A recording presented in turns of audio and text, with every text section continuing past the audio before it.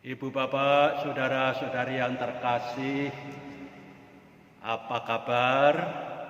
Bagaimana semua sehat-sehat? Mari kita syukuri bahwa kita masih diberi kesempatan untuk bertemu, diberi kesempatan hidup, diberi kesempatan untuk terus menghadapi segala peristiwa-peristiwa dengan rahmat dan bantuan Allah. Kita diberi kesempatan juga untuk terus memiliki pengalaman-pengalaman baru, belajar hal-hal baru, terutama dalam masa-masa new normal sekarang ini. Kata orang, tidak ada kata terlambat untuk belajar.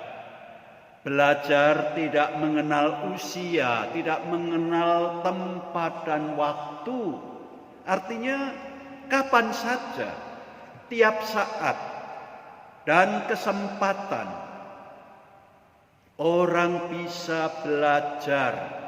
Tidak hanya belajar ilmu, tetapi juga skill, keterampilan, belajar untuk hidup lebih baik, belajar untuk hidup lebih bijaksana, lebih suci, lebih berguna bagi sesama. Itu semua juga perlu kita pelajari dalam hidup kita. Bacaan-bacaan kita hari ini, Minggu Biasa ke-14, dari kitab Nabi Sakaria bab 9 ayat 1-10 diungkapkan bahwa Allah mengutus seorang raja yang lemah lembut dan penuh keadilan di tengah-tengah umatnya. Gambaran pemimpin yang lemah lembut dan penuh keadilan itu nanti terpenuhi dalam diri Yesus yang diutus Allah. Bacaan kedua dari surat Paulus kepada jemaat di Roma bab 8 ayat 9 dilanjutkan ayat 11-13. Paulus mengingatkan tiap murid Kristus harus hidup menurut roh, sebab ia telah dibaptis dan menerima Roh Kudus. Apa artinya hidup dalam roh? Berarti setiap pemikiran, keinginan, ucapan, perkataan, dan perbuatan kita harus berdasarkan pada gerak tuntunan roh, bukan semata-mata keinginan, nafsu, apalagi ambisi-ambisi manusiawi saja. Gambaran utusan yang membawa damai, keadilan, dan hidup mengikuti roh itu nanti akan makin jelas kalau kita simak bacaan Injil hari ini dari Matius bab 11 ayat 25-30. Di sini Yesus mengundang kita untuk belajar darinya, supaya hidup kita ini makin berkembang, makin bermakna, membawa kebaikan, kedamaian, keselamatan, hidup yang memenuhi rencana dan kehendak Allah. Itu bacaan-bacaan kita hari ini. Bapak, Ibu, dan saudara-saudari yang terkasih, Yesus dalam bacaan Injil hari ini mengundang kita untuk belajar. Saya menangkap ada 3 hal yang perlu kita timba sebagai pembelajaran dari sabda Yesus tadi. Pertama, bersyukur. Kedua, datang kepadanya. Ketiga, siap, setia dalam hidup. Mari kita lihat satu persatu. Yesus mengundang kita pertama untuk bersyukur. Aku bersyukur kepadamu ya Bapa, Tuhan langit dan bumi, sebab misteri kerajaan kau nyatakan kepada orang-orang miskin. Aku bersyukur. Yesus bersyukur kepada Bapanya. Kalau kita mau belajar dari Yesus,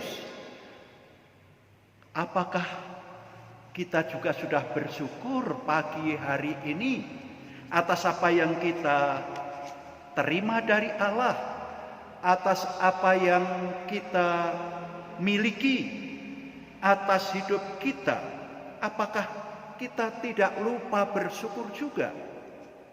Apakah kemarin juga ada hal-hal yang perlu kita syukuri? Kita diajak untuk bersyukur. Apa artinya bersyukur? Bersyukur tidak lain adalah berterima kasih.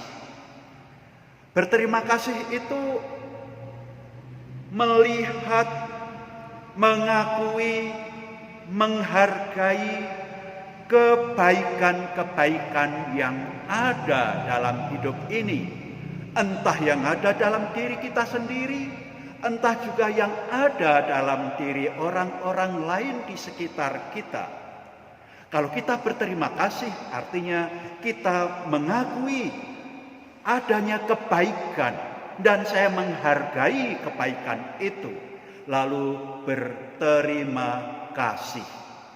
Bersyukur artinya juga berterima kasih. Ada loh orang yang sangat sulit untuk menghargai kebaikan yang ada. Hal-hal yang biasa-biasa tidak dianggap berarti. Cuma gitu aja. Itu biasa. Ngapain mesti dipuji? Nanti dia kesenangan.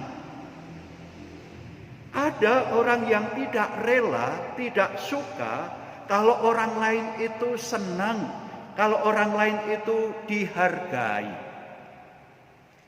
Orang macam ini, yakinlah hidupnya tentu akan kering, tidak menarik, tidak segar. Maka Bapak Ibu Saudara-saudari sekalian, mari kita belajar bersyukur seperti Yesus juga senantiasa bersyukur kepada Bapanya.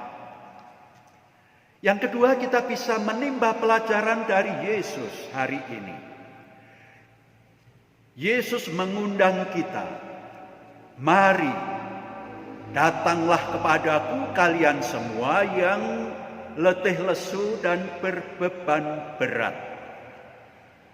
Belajar mau datang, mau mendekat, ada bersama-sama dengan Yesus di hadapan Allah. Terutama mendatangi Yesus saat letih, lesu, berbeban berat. Kita memang seringkali berdoa dalam kesulitan, dalam beban hidup kita. Tapi mari kita datang kepada Yesus bukan pertama-tama agar beban hidup kita ini diambil, tapi datang untuk seperti Yesus, belajar percaya, menyerahkan hidup pada Allah. Yesus sendiri ketika mengalami beban berat dalam doa di Taman Getsemani, juga akhirnya menyerahkan beban beratnya itu. Jangan terjadi menurut apa yang aku kehendaki, tetapi apa yang Bapa kehendaki. Jadi Bapak Ibu, saudara-saudari yang terkasih, yang kita mohon adalah kekuatan untuk menanggung beban. Kita datang mohon kekuatan dalam letih lesu berbeban berat itu. Bukan datang supaya beban berat kita diambil, tetapi kita diajak belajar bersikap percaya kepada Allah yang terus menyertai kita, membantu hidup kita dengan cara Allah sendiri. Yang ketiga, kita juga bisa belajar dari Yesus. Yesus yang mengajak kita, pikulah kuk yang kupasang dan belajarlah daripadaku, sebab aku ini lemah lembut, dan rendah hati.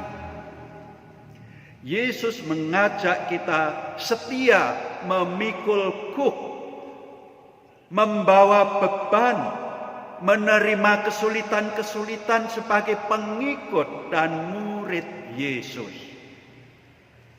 Hidup Yesus sendiri juga menjadi contoh nyata bagaimana setia pada Allah secara total, meski mengalami dimusuhi, tetap setia, bahkan sampai wafat di kayu salib.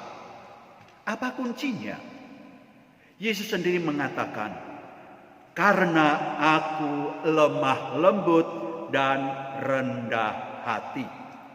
Kita diajak untuk belajar lemah lembut seperti Yesus. Apa artinya lemah lembut?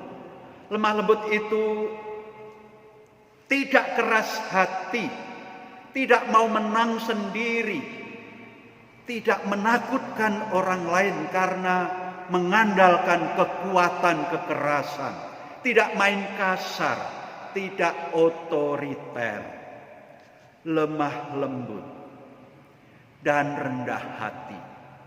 Seperti Yesus juga rendah hati, bisa menempatkan diri di antara macam-macam situasi, siap memperhatikan, siap peduli, siap membantu, bahkan juga siap berjerih lelah membantu orang-orang yang membutuhkan.